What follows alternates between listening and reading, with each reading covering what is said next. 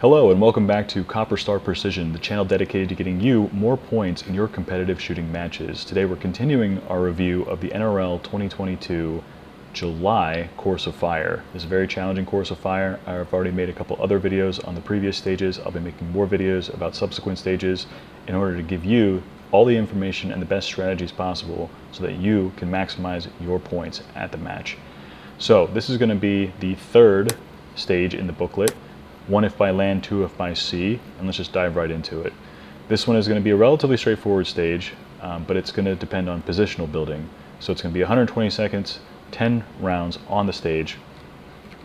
Option 1 is going to be a 73-yard, 2.5-inch target on a single hanger. If you're new to the channel, what I usually do is I go in and I write down the target sizes.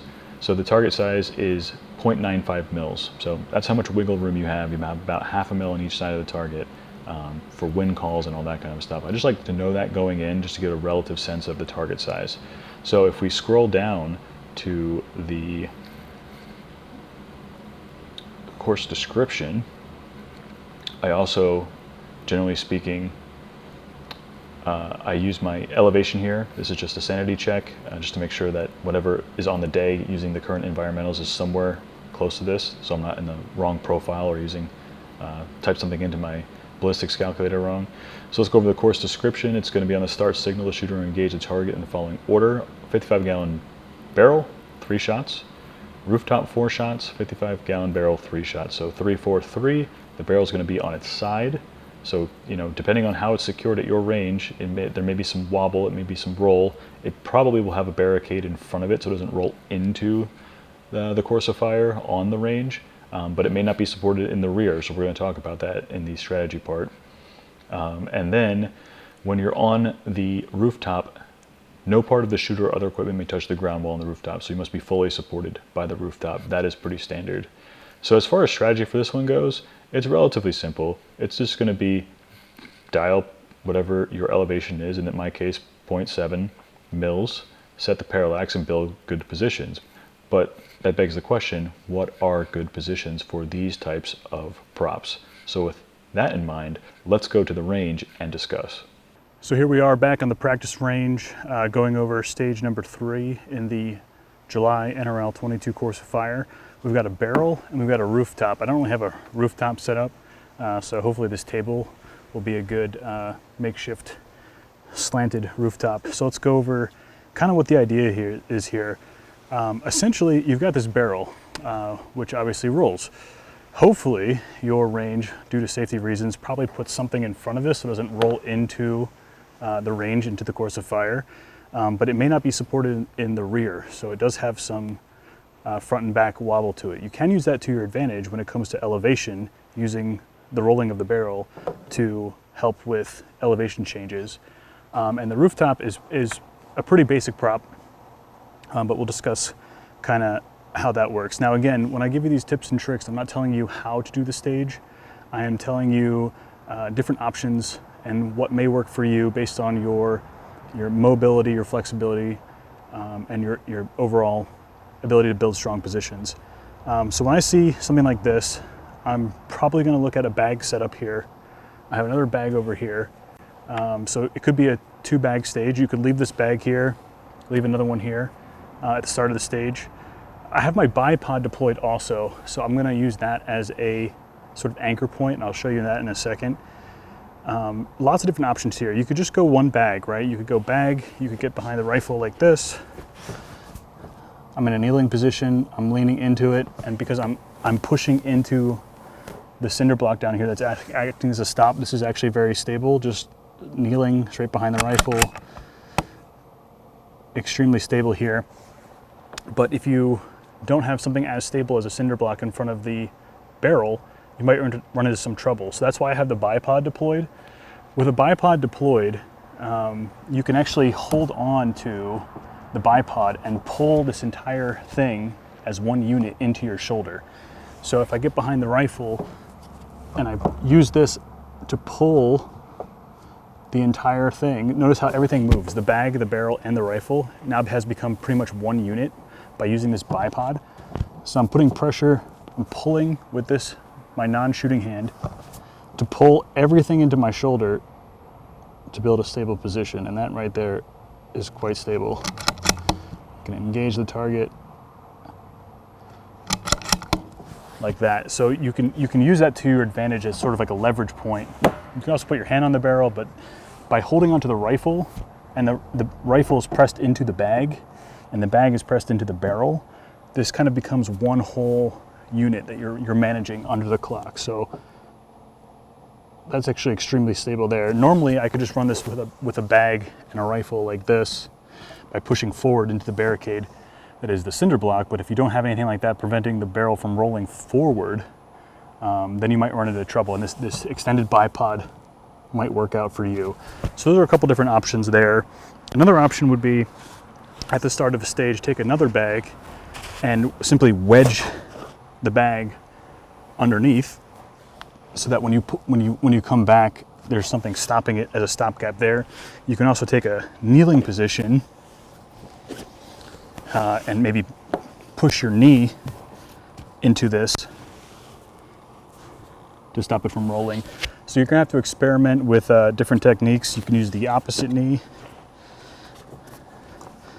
like this. I don't know if you can see that, but this knee is basically pushing into the barrel that way. Here I'm also pushing and pulling at the same time, creating a very stable platform.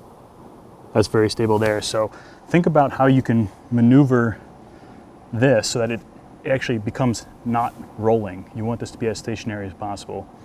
So I think in this stage you're going to take 3 engagements off of this, and then we're going to transition from here to the rooftop. Here I have another bag already set up.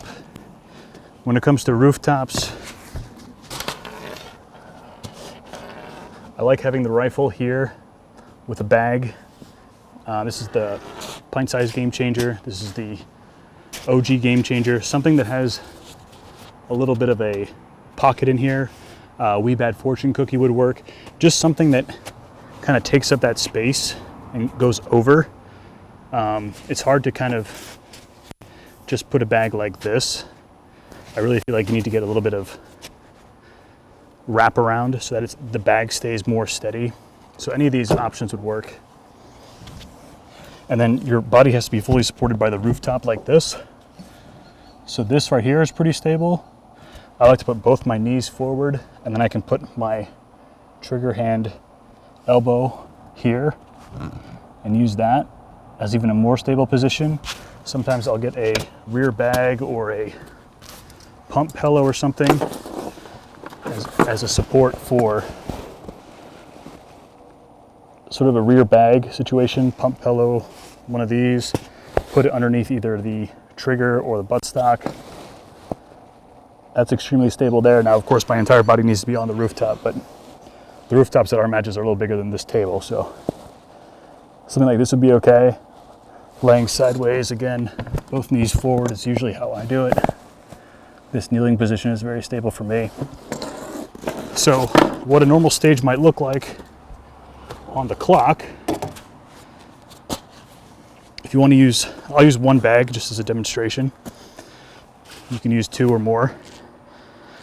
So clock goes beep, throw this down, rifle down, get in position, pull this into my shoulder, engage 1, engage 2, engage 3, bolt open, move, pick up the bag, rifle down, on top of the rooftop, using this hand to hold the rifle and the bag, pull in position, on target, close the bolt, engage 1, engage 2, engage 3, engage 4, back to the barrel, turning this bag sideways, back down here, bipod, holding onto this, making this one unit, focusing on the breathing,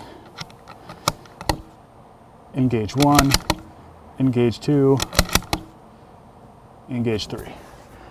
So something like that. Definitely a bag on top of the barrel. Whether or not you want to use the bipod is kind of a thing to pull the barrel into you. That's up to you. I think it helps. That's probably how I'm going to run the stage. You don't need to. You can You can even just take this off. Again, I don't take mine off because that forward weight helps balance the rifle. So right about there, the rifle's perfectly balanced. If I take it off, the rifle starts to tip. So even this is fine. I'm just using my hand to pull the bag in, pull the rifle into my shoulder. For me, this isn't as stable. I'm seeing some wobble through the scope right now. So I would use the bipod method where I'm pulling it against the barrel, especially if there's very little things going on. You can take another bag, you can throw it under there, you can throw your foot under the barrel like this. To try and stop it from rolling back, you just wedge your foot in there, and then the transition to the rooftop. I like a bag that goes over the crest of the roof. Here you have options. You can put your elbow on the roof, stabilize the rear of the rifle like this. You can also use another rear bag as support, just like that. So lots of different options here. Just about getting your movements right and making sure that this, as something that has the tendency to roll, becomes as stable as a platform as possible, whether it's shoving something under, pulling it into your shoulder. And this is pretty much like any other barricade. You just have to be up on the rooftop. So whether that means kind of laying on the rooftop like so, or what I generally do is both knees up. And that gives me leverage to put a rear bag under here if I need to. So hopefully that helps. And as always, I hope these videos help you get more points.